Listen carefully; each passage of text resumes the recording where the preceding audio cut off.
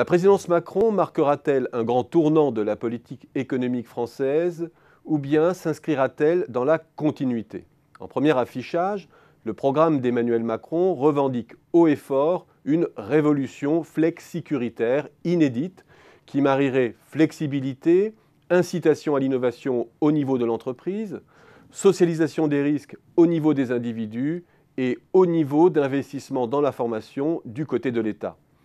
Mais s'agit-il à proprement parler d'une rupture? N'est-ce pas plutôt la version actualisée de l'économie mixte à laquelle se rattache la France depuis longtemps?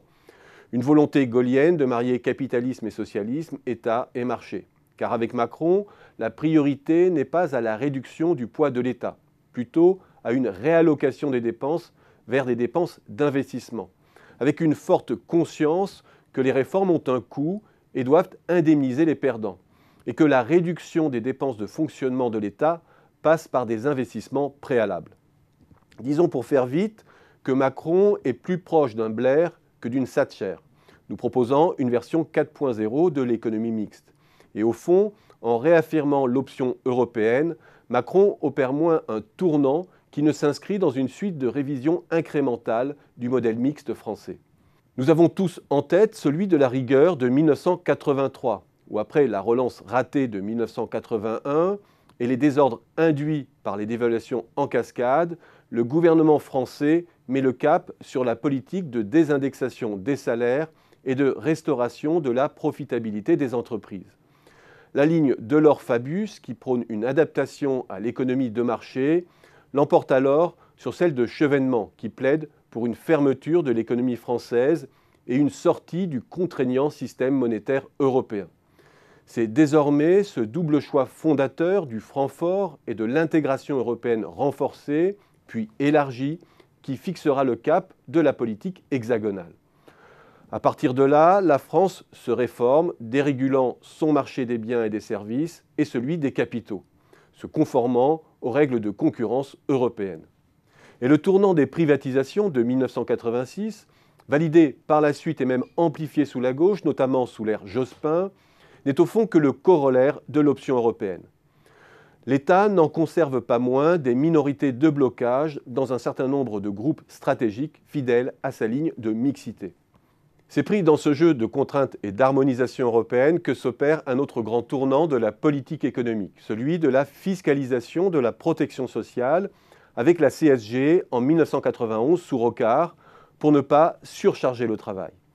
Puis celui de la baisse des charges sur les bas salaires, initié sous Balladur en 1993, et qui va monter en puissance au cours des 20 années qui suivent, notamment au moment des 35 heures et sous Sarkozy pour les heures supplémentaires. C'est la potion française pour ne pas disqualifier le travail le moins qualifié dans le cadre de la mondialisation, tout en lui conservant une rémunération décente. Et c'est cette politique de baisse des charges que relance le pacte de responsabilité sous Hollande. Ce quadruple choix des règles de concurrence européenne, de la monnaie forte, de la fiscalisation de la Sécu et de la baisse des charges a pu paraître, jusqu'au milieu des années 2000, un compromis équilibrant, sur fond d'excédents courants jusqu'en 2004 et de décrue du chômage jusqu'en 2007. Le grand hic de ce choix, c'est que la parité à laquelle le franc s'est arrimé à l'euro était celle pertinente pour une Allemagne empêtrée dans le coût de sa réunification. Elle n'était pas celle pertinente pour une Allemagne qui en a digéré le coût et qui tire tous les dividendes de sa centralité renforcée et de l'intégration dans ses chaînes de valeur du faible coût des PECO. Et c'est cet handicap de compétitivité qui va peu à peu mettre à mal nos parts de marché, notre croissance et nos finances publiques. Une prise de conscience tardive car l'économie mondiale surfe jusqu'en 2007 sur la bulle de crédit et cette demande hypervitaminée venue du reste du monde va longtemps voiler nos faiblesses.